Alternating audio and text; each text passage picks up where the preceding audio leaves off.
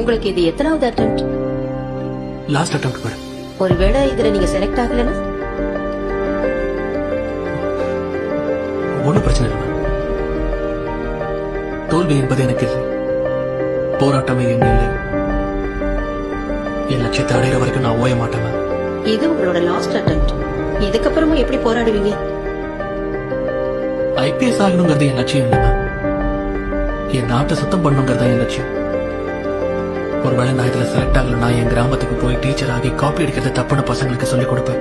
சின்ன வயசுலயே நேர்மையை கத்துக்கிட்டாங்கன்னா அவங்க சீட்டிங் பண்ண மாட்டாங்க மேம். அதாவது ஒரு வாட்டி என் வீட்டுல கரண்ட் இல்லாதப்போ ஸ்ட்ரீட் லைட்ல உட்காந்து நான் ஒரு விஷயத்த படிச்சேன். என்னன்னா,